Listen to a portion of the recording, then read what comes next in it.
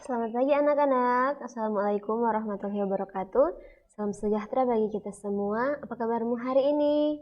Semoga kalian selalu dalam lindungan Tuhan dan selalu sehat.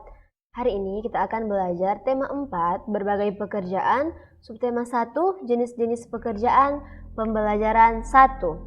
Hari ini kita akan belajar pentingnya keseimbangan alam dan sumber daya alam, kemudian jenis pekerjaan sesuai tempat tinggal masyarakat, dan mengulas isi buku sastra.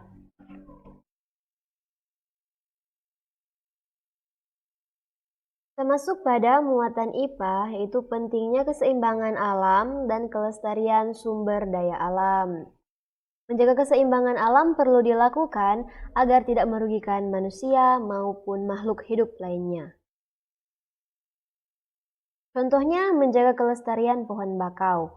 Nah, pohon bakau berfungsi untuk menahan air laut. Jadi, pohon bakau ini dapat menahan air laut. Apabila pohon bakau ini dirusak dan ditebang secara berlebihan, maka akan terjadi pengikisan pantai atau abrasi. Karena pohon bakau ini kan dapat menahan air laut. Jika pohon bakau sudah dirusak dan ditebang secara berlebihan, maka sudah tidak ada lagi yang dapat menahan air laut sehingga dapat terjadi pengikisan pantai atau abrasi. Nah, oleh karena itu, sumber daya alam harus dijaga dan harus dijaga kelestariannya. Apa itu sumber daya alam? Sumber daya alam adalah segala sesuatu yang ada di alam dan digunakan untuk memenuhi kebutuhan hidup manusia. Nah, di sini ada contoh usaha yang dapat dilakukan untuk melestarikan sumber daya alam. Yang pertama, penanaman kembali hutan yang gundul atau reboisasi. Jadi, hutan-hutan yang gundul kita tanam kembali pohon-pohon agar terjadi penghijauan. Nah, jadi penanaman kembali hutan yang gundul dinamakan reboisasi. Yang kedua, membuat tambak di aliran sungai untuk budidaya berbagai jenis hewan. Jadi membuat tambak di aliran sungai untuk budidaya berbagai jenis hewan, contohnya seperti ikan dan udang. Dan ketiga, meningkatkan penggunaan sumber daya alam yang tidak terbatas, seperti matahari, angin, dan tenaga angin.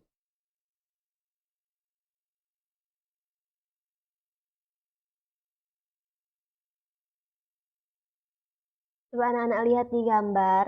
Nah, di gambar ini ada tebing tanah. Jadi gelombang laut yang terus-menerus menerjang tebing tanah akan mengikis tebing tersebut. Nah, dinamakan abrasi. Jadi gelombang laut yang terus-menerus menerjang tebing tanah akan mengikis tebing tersebut atau abrasi.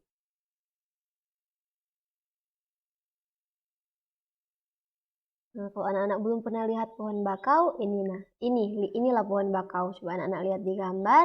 Jadi, menjaga kelestarian pohon bakau dapat menjaga keseimbangan alam di daerah pesisir. Jadi, jangan merusak dan menebang pohon bakau secara berlebihan. Alasannya, karena pohon bakau berfungsi sebagai habitat makhluk hidup dan menahan gelombang air laut agar tidak terjadi abrasi.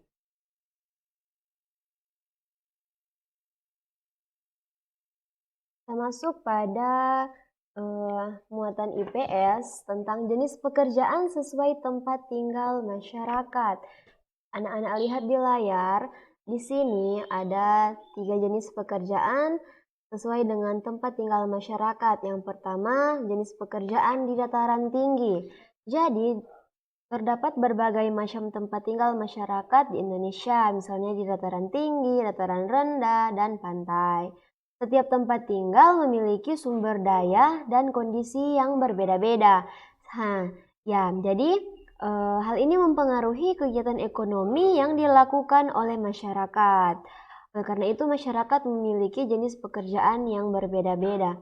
Yang pertama, jenis pekerjaan di dataran tinggi. Di dataran tinggi memiliki suhu yang sejuk. Masyarakat yang tinggal di dataran tinggi biasanya bekerja sebagai peternak, pedagang, dan pekebun tanaman perkebunan.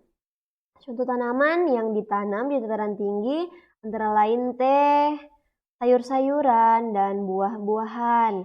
Nah, contoh daerah dataran tinggi di Indonesia yaitu dataran tinggi Dieng dan dataran tinggi Ijen. Coba anak-anak lihat di gambar ini, di sini ada gambar ibu-ibu yang sedang, ini adalah gambar pekebun di tanaman pekebunan, di sini teh. Yang kedua, jenis pekerjaan di dataran rendah. Jadi di dataran rendah biasanya memiliki tanah yang subur dan landai. Oleh karena itu, dataran rendah cocok dimanfaatkan sebagai tempat bertani. Nah, banyak masyarakat di dataran rendah bekerja sebagai petani tanaman padi, kelapa, tebu, dan lain sebagainya. Ada juga yang bekerja sebagai peternak dan pedagang. Nomor 3, jenis pekerjaan di daerah pantai. Jadi pantai merupakan bagian dari dataran rendah yang berbatasan langsung dengan laut. Sebagian daratan di pantai ditutupi oleh pasir. Umumnya, masyarakat yang tinggal di pantai bekerja sebagai nelayan, sebagai petani garam, dan sebagai penambak ikan. Selain itu, penduduk daerah pantai juga ada yang bekerja sebagai pembuat cenderamata, sebagai petani kelapa, sebagai pemandu wisata, dan pedagang.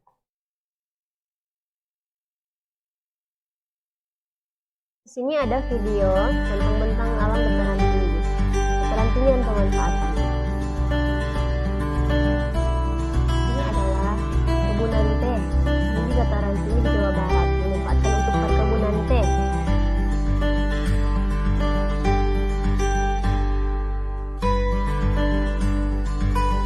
Ini di dataran tinggi Dieng dimanfaatkan untuk pertanian umbi-umbian. Contohnya seperti ini, ditanami kentang.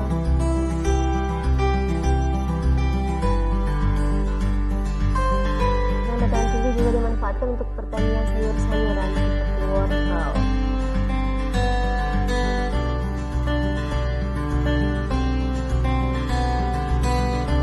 Dan dapat dibudidayakan tanaman lain seperti tembakau dan kopi di dataran tinggi ya ini.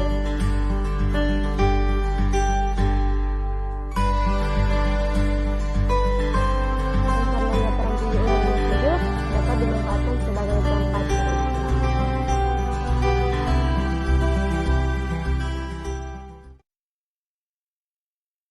Lanjut, bentang alam dataran rendah dan pemanfaatannya.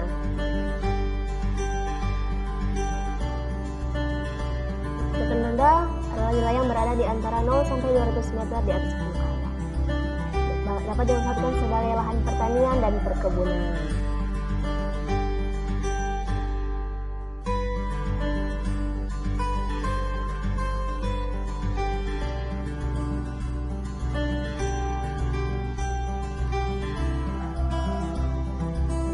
Di hasil perkebunan di dataran tinggi seperti buah dan sayur banyak dijual di pasar yang terletak di dataran rendah. Nah, dataran rendah juga dimanfaatkan sebagai arena bermain.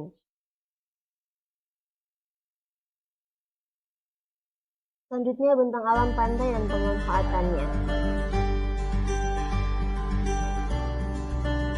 Pantai merupakan daerah perbatasan antara daratan dan lautan. Dan pantai dimanfaatkan sebagai pariwisata. Bermanfaat untuk sarana liburan bersama keluarga. Nah, pantai dimanfaatkan oleh nelayan untuk menangkap ikan dan hasil tangkapan dijual ke pelanggan.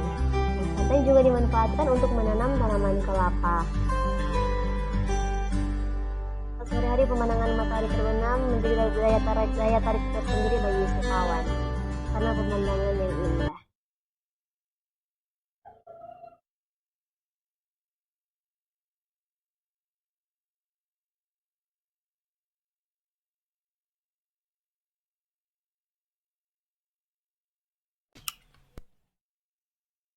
Sekarang kita masuk pada muatan bahasa Indonesia, yaitu tentang mengulas isi buku sastra.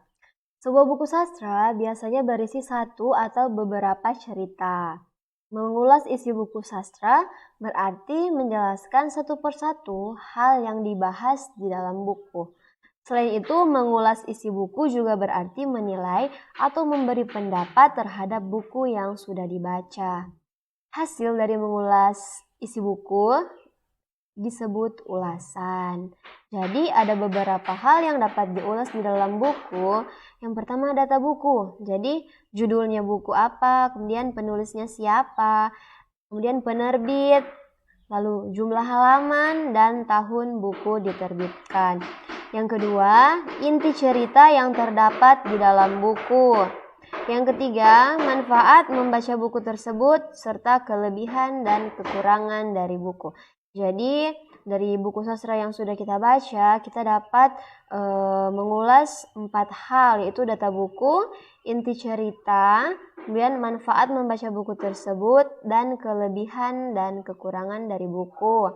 Nah, anak-anak, sekian pembelajaran kita hari ini. Hari ini kita sudah belajar tentang pentingnya keseimbangan alam dan kelestarian sumber daya alam dan jenis pekerjaan sesuai tempat tinggal masyarakat dan mengulas isi buku sastra. Sampai berjumpa di hari esok. Jangan lupa selalu jaga kesehatan. Salam sehat anak-anak. Terima kasih.